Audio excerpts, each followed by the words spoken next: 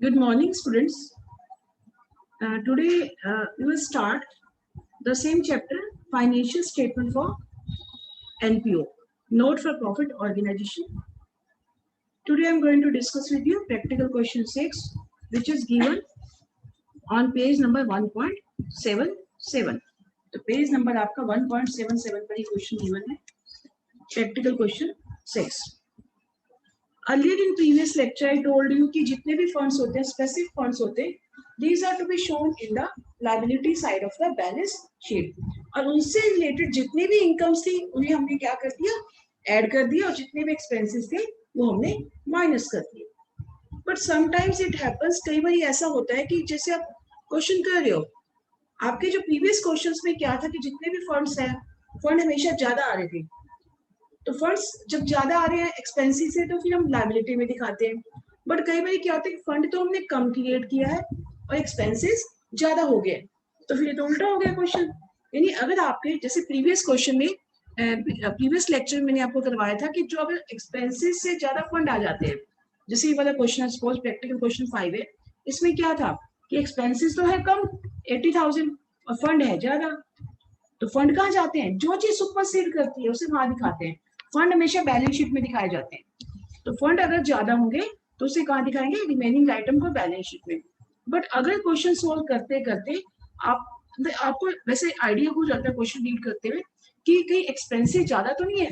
If expensive are more than the fund, अगर expensive ज्यादा आ जाते हैं फंड से, तो फिर फंड द एक्सपेंसिव सुपरसीड करें, तो एक्सपेंसिव हम कहाँ दिखाते हैं, इनकम एंड एक्सपेंडिचर में. तो इंस्टेड ऑफ राइटिंग इन, मतलब वहां पे बैलेंस शीट में नहीं जाएगा, ये कहाँ जाएगा, इनकम एंड एक्सपेंडिचर अकाउंट की एक्सपेंडिचर में जाएगा. लेकिन आप बैलेंस शीट दिखाओगे बेटा, आप पूरी प्रॉपर बैलेंस शीट बनाओगे, फिर वहां लिखोगे कि expenses are more than fund, that is it will be transfer to the income and expenditure account. ठीक है, तो वहां नहीं दिखाओगे, वहां छोड़ दोगे, कैलकुलेशन वहीं पर ही शो करोगे, क्योंकि फंड की कैलकुलेशन हमेशा बैलेंस शीट में शो होती है. तो प्रॉपर फॉर्मेट बनाओगे बच्चे, आप जैसे बनाते हो बैलेंस शीट का फॉर्मेट बन गया ये.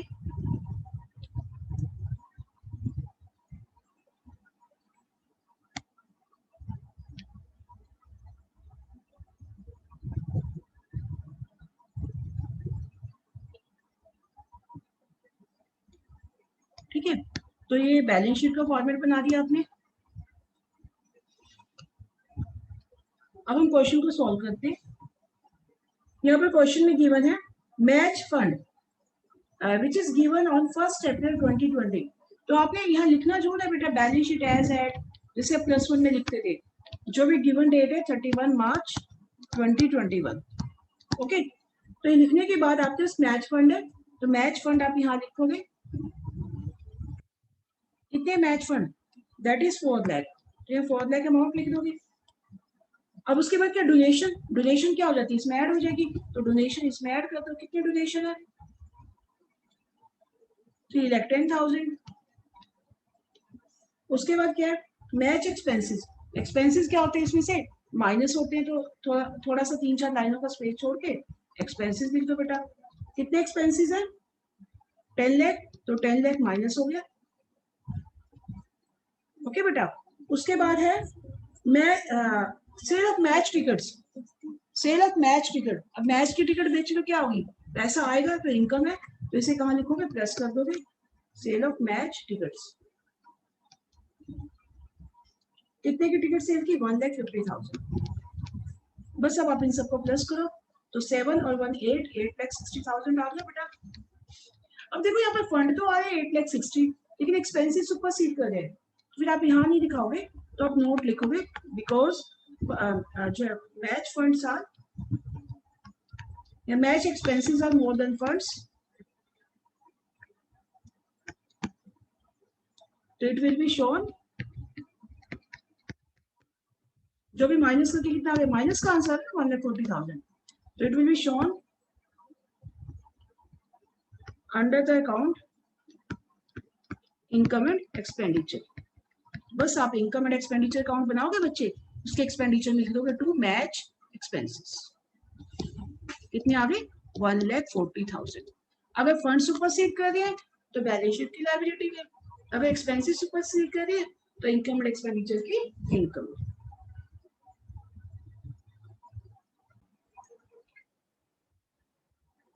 Now next point is subscription account. ये सब्सक्रिप्शन अकाउंट क्या है बेटा? ये मैंने बोला था कि बताया समझाया था कि आपको कि सब्सक्रिप्शन वो होती है जो मेंबर से मेंबर बनने के लिए जो पैसा वो एनपीओ को देते हैं, रेगुलर बेसिस पे देते हैं, ये रेवेन्यू आइटम है। तो बट इस सब्सक्रिप्शन अकाउंट की कुछ एडिशनल इन्फॉर्मेशन गिवन होती है आपको क्वेश्चन में भी, कभी एडवांस दी हुई है, कभी एंड दी हुई है, कभी बिगनिंग वाली एडवांस दी हुई है, कभी बिगनिंग वाली एंड दी हुई है। तो सबसे मतलब कॉम्प्लिकेटेड पॉइंट यही है पूरे चैप्टर में, तो जिसे बच्चा गलत करता है।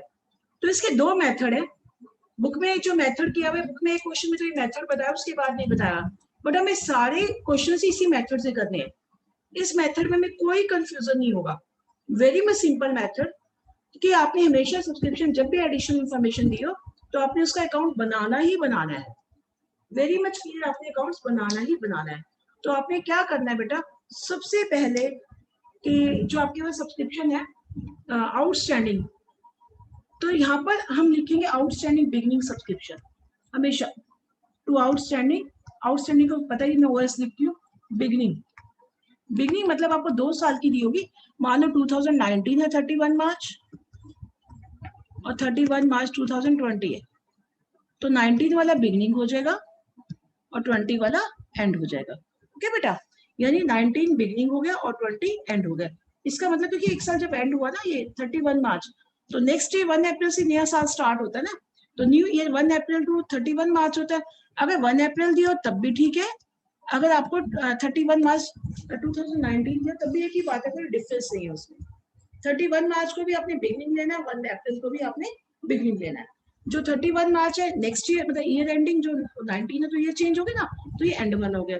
तो हमेशा जब भी आपके बिगनिंग ईयर दिया हो, आउटस्टैंडिंग बिगनिंग दिया हो, तो यहाँ लिखोगे बेटा और एंड वाली यहाँ लिखोगे बाय आउटस्टैंडिंग एंड, सबसे पहले यही करना है। और इधर लिखोगे एडवांस वाली by subscription received in advance वाली, बिगनिंग वाली इधर आ जाएगी बेटा और एंड वाली इधर आ जाएगी बाय एडवांस सब्सक्रिप्शन, यहाँ भी सब्सक्रिप्शन लिख देना बेटा, ठीक है, एंड वाली यहाँ आ जाएगी, outstanding beginning, outstanding and, advance beginning, advance and. 6 items है, 6 में से कोई ना कोई आपके पास मिसिंग हुई वो आराम से निकल जाएगी फिर। और रिसीट एंड पेमेंट में टोटल सब्सक्रिप्शन दी है वो लिखोगे यहाँ पर by receipt and payment account.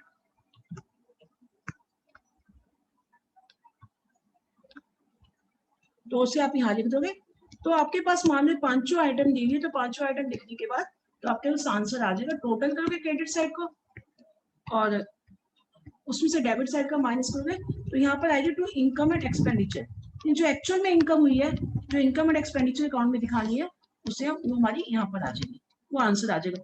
यानी 6 आइटम है, 6 में से कोई भी मिसिंग हो तो आप निकाल सकते हो आराम से, 5 दी होगी। हाँ एक बात ध्यान रखना कि एडवांस जरूरी नहीं कि दी हो या ना दी हो, केवल एडवांस सब्सक्रिप्शन नहीं गिवन होती तो इसको छोड़ देना, नहीं भी तो छोड़ दोगे। बाकी 4 तो आपके पास इमीडिएट चाहिए, आउटस्टैंडिंग बिगनिंग भी चाहिए, एंड भी चाहिए, रिसीट एंड पेमेंट भी चाहिए और इनकम एंड एक्सपेंडिचर भी चाहिए। एडवांस गिवन है तो लिख दो, नहीं गिवन है तुम्हारे अकाउंट पे उससे कोई भी फर्क नहीं पड़ता, ठीक है। मान लो आपके पास इन 4 आइटम में से ये 3 दी हुई है, ये दी हुई है 2 1 2 3, तो आंसर आ जाएगा इनकम एंड एक्सपेंडिचर वाला। अगर मान लो क्वेश्चन में हमारे पास ये 2 आइटम गिवन है, एक outstanding beginning, income and expenditure भी गिवन है, रिसीट एंड पेमेंट तो हमेशा ही गिवन होगा, तो आंसर आ जाएगा आउटस्टैंडिंग एंड। तो जो मिसिंग होगा वो आंसर आपका आ जाएगा।